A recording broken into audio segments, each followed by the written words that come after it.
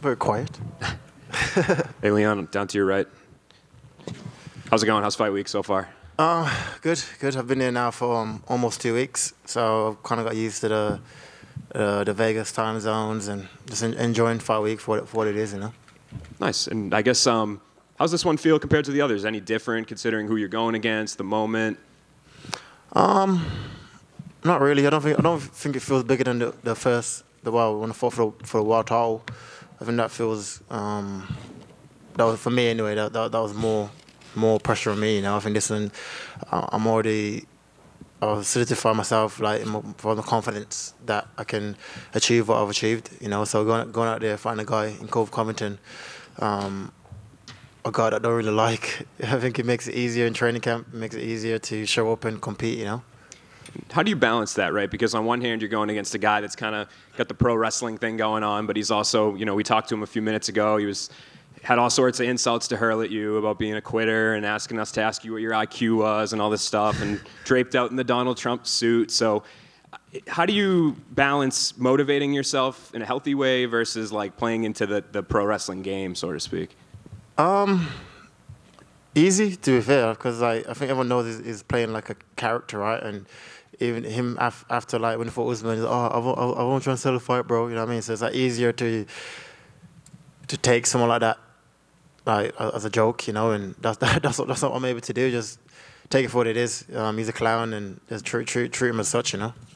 And separating his personality and the gimmick from his abilities, I guess, what do you see now that you've gone through a training camp and really studied him? That's not as good as everyone thinks, you know. He's a guy that's been stopped before by TKO, been choked out before, been taken down before, you know. So there's many ways that you can beat him.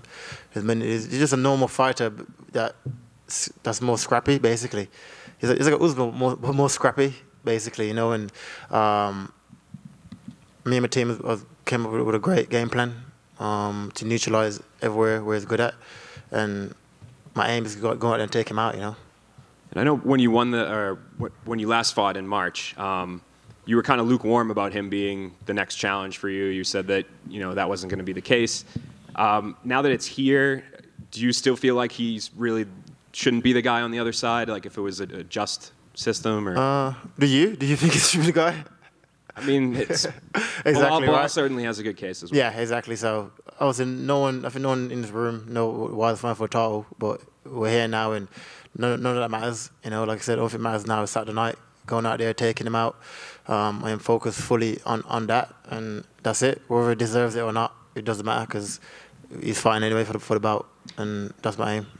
And I do want to get your reaction. We got news recently that Belal is going to be weighing in as the backup. I know he's been asking for a rematch against you for a while. Do you feel like that was the right move? And do you feel like he's going to be the one that's next for you if you get through Colby?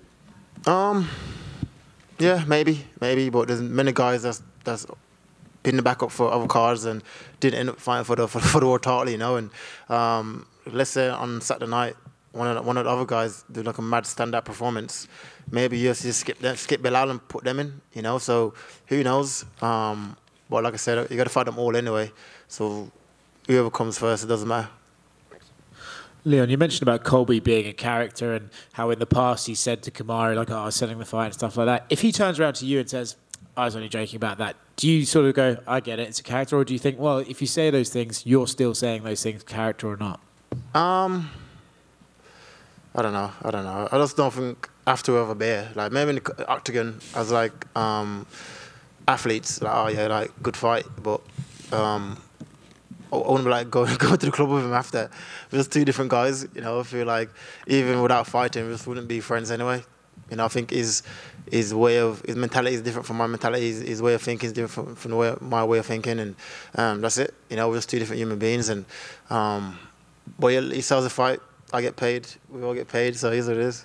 So you mentioned that you dislike him. Is that like this guy personally, I can't stand him, I hate him, or is it just like this guy annoys me? No, I don't hate him. I don't know him like that to hate him. You know, I hate the character that he's playing. You know, I find it just strange that a grown-ass man is walking around with another grown-ass man in his clothes. You know, it's just a weird thing. I don't get it, because I'm from different like parts of the world from him. Well, if that's his thing, right? And yeah, fair play to him. Do you think just sort of, he's had these title shots, he got this title shot that you're not sure he deserved. Do you think after this one, you'll kind of prove that his time at the top of the division is over and that he spent too long on the shelf? I believe so. I can't see him, because he's all turning on all the younger guys coming up. He's turning on all everyone that UFC offered him and sat out for 2 years. So now I can't see him winning the bout and then fighting all the young up-and-comers. I just can't see it happening. And I think when someone like that gets stuff added to them so easily all the time, that he feels like he can do that. So after being him, I truly believe he's either retire or move down. Probably. They keep calling out Islam, so let him go fight Islam in lightweight. You the Belal rematch, does that interest you? Right, we saw it play out, and you were winning that fight before the eye poke and everything. So does the rematch kind of interest you? Or in a way, do you almost feel like I've done that already? I'd rather fight other people. I don't know. I'd like to fight other people probably, but like I said, if I have to fight Belal, I'll fight Belal. I feel like I've proven that I'm way better than him anyway, just from that one round. And but yeah, if he's next, like I said, I'll happily engage in it, and it's fine. I believe that I'm going to fight them all anyway. So why not fight them all as the champion? Why not fight them all as the king and making money for it, making pay-per-views for it? Why not do it then? So I'm going to fight them all anyway. So it doesn't matter who's next. And you mentioned, just a quick one for me, you mentioned his suit and everything, but Colby was in here saying that if he does win that, it's actually going to be Trump wrapping the belt around his waist. So what do you make of that? I don't know. I think the whole scenario is weird. That's what I think. That's what I make of it. I don't get the fascination with another man. I don't get it. I know he used to be the president and stuff, but he's no longer the president, so I don't get what's going on. And I don't know, it's just a weird, why he picked him just to be a character off the back of him, I just don't get it. And Trump ain't wrapping nothing around his waist because he ain't getting about. Trump has been to his fights before when he's lost, so Trump can't fight for him. Yeah, just need to grow up and go get a girlfriend or something. You wouldn't want Rishi Sunak to put the belt around you, no? Who? You wouldn't want Rishi Sunak? No. Boris Johnson. Boris Johnson is equivalent to that, right? It's like Boris going to put the bat around me. He's like, bro, no. You know what I mean? Leon down here. Second headlining event in Las Vegas. Obviously, the first one was during COVID times. Topping the bill of a massive card, arguably the biggest card of the year. Do you think this is the perfect opportunity for you to kind of catapult yourself a bit more into global superstardom? Yeah, for sure. I think Las Vegas is the place of dreams, right? Like everyone dreamed to come here headline. Like I said, it's my first time headlining in a sold-out arena in Las Vegas. It was weird, seeing myself in lights in Las Vegas, And even though I've been there before, it was because of COVID. So yeah, it's I think therefore I can use this opportunity to prepare myself even more, And Kamaru Usman was a pinnacle in my career for getting the belt, but now it's my time to reign, And I know you said in the past you're a big Marvin Hagler fan. Have you walked past Caesar's Palace where he fought Ray Leonard? I went shopping there actually yesterday. Yeah. But yeah, he's one of my icons and someone I greatly look up to, So RIP. And obviously this is Colby's third crack at the welterweight title. How satisfying will it be for you to essentially slam the door in his face in terms of title contention and potentially usher him into retirement? I'm just focused on me. I'm not really focusing this is Colby's last shot. I know he ain't beating me. That's the main thing. Whether we go down to somewhere else and get a title shot, then fair play to him. My aim is he's not beating me, and that's it. I don't give to. I don't care what he does with his career after that, and that's it. Cheers, bro. Leon, to your left. What exactly makes Leon Edwards have the most aesthetic physique in the UFC? I think that's the good waist. The ratio from the waist to the shoulders to the back to the legs to the dick is just perfect. It's not just perfect. What have you made of all the new fans you've got from that? Because you go on one of your Instagram pages. Yeah, I know. Literally every post I put up, it's funny. All my coaches all start ripping into me about it, but it's so funny. Any Fun chance games. of a career in bodybuilding after the UFC? Nah, hang on. I'm gonna get fat if anything. And putting yourself as number one, who would you put as number two? Who's got the most aesthetic, other than your brother? I don't know. I don't really judge men by bodies like that, so I don't know. Leon over here. Obviously, I know you guys have a good relationship, but GSP is backing you this week, and I guess how's it like hearing that from a legend like him who held that very belt that you have now? It means a lot. It means a lot. You know, he actually texted me the other night and give me advice, and just he's a great man. You know, he came to the UK before, we went out at dinner, and had like a long chat. You know, so for someone that I consider the welterweight GOAT, to be not just stingy with information, but like also willing to help and willing to give advice to the young up and comers. That's chasing for his record. That's what I'm trying to do. You know, I'm trying to beat his record, trying to be the best of all time, and not being stingy with it. I think that shows the kind of person he is. You know, he's a great man, and I wish him well in his retirement. You know. And with the MMA scene being the biggest it's ever been out in the UK, obviously you and Tom now hold belts.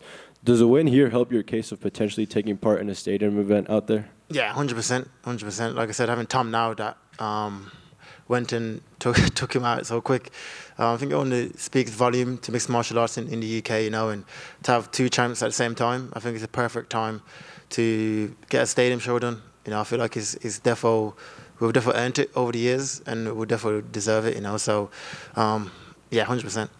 And speaking of stadium events, you played in the Soccer 8 charity match. You played as a goalkeeper, and safe to say, it didn't really go out the way you wanted it to. How was that experience like playing in goal? I think the whole experience was just like sick anyway, you know, just for such a good cause, and it was like mad scary as well. Everyone was like charging towards you with the ball. It was different, but like I said, something I want to do again next year because it's for a good cause, and it was fun. And you're an Aston Villa fan. How happy are you seeing the run they're on right now in the Premier League?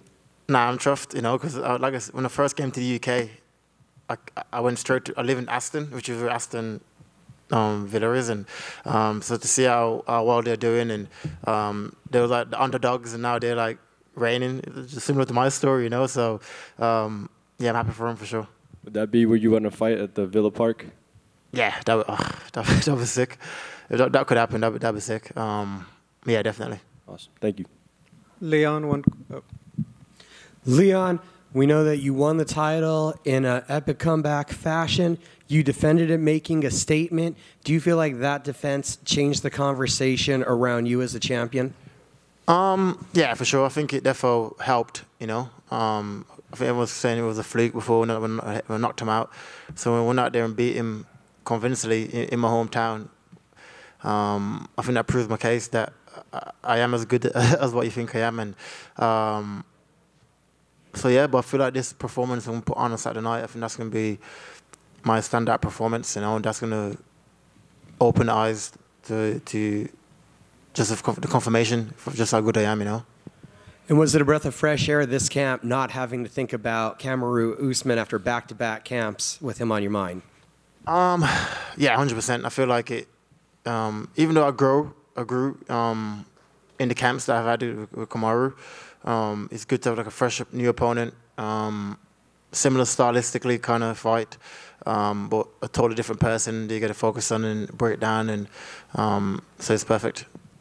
And it seems almost impossible to get away from all of Colby Covington's comments. So do you take almost enjoying it and finding the humor in all of the content he's producing? Yeah, it's funny. It's funny. Like I said, the guy's a clown, and it's easy to he just says random shit, you know. So it doesn't make sense to nothing. You're just talking just to talk, and so it's easier to just deal with it and laugh at it, you know. Thank you. Leon, I feel that obviously your grappling has been very underrated through your UFC career, especially your work in the clinch. Is that where you feel that you can be a little bit dominant in this fight and kind of force Colby into a striking match? I'm going for a mixed martial arts match. I'm not trying to keep it on the feet or on the ground or wherever. I'm willing to go where the fight goes. You know, I feel like I said, he's been taken down multiple times in the UFC. He's been choked out in the UFC. He's been hurt in the UFC. So why can't I do it? You know, I was the first guy to take Kamaru down. Everyone thought he can't be taken down. So a guy that can definitely be taken down, that's way smaller than me. So once you feel my size and my strength and my power, I think he's going to feel the difference, you know?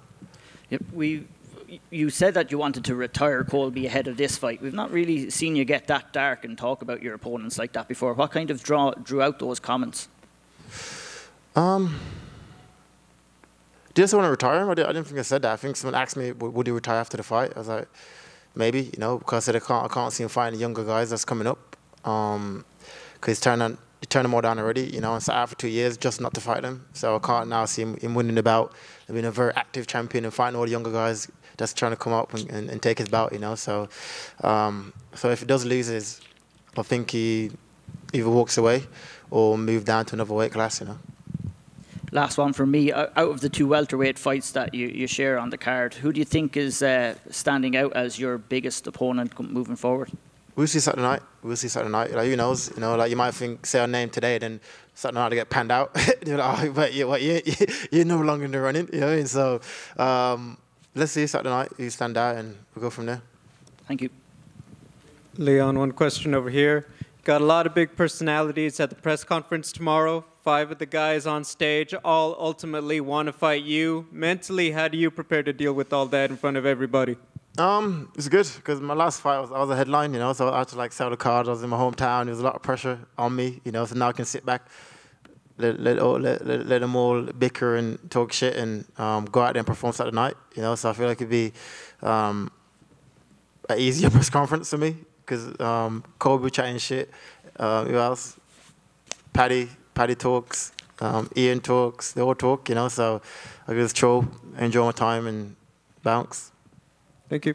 Leon down here. Are you looking forward to finally facing off with Colby after all these years of him talking breeze? Yeah, for sure, 100%. I definitely want to just have a look at him and let him know that I'm coming in to take him out, you know, and size him up. I know he's way smaller than me, but I still want to see him in person. You know, I've seen him before in London, but I haven't actually like face off, so it'd be good to see him soon. Cheers, bro.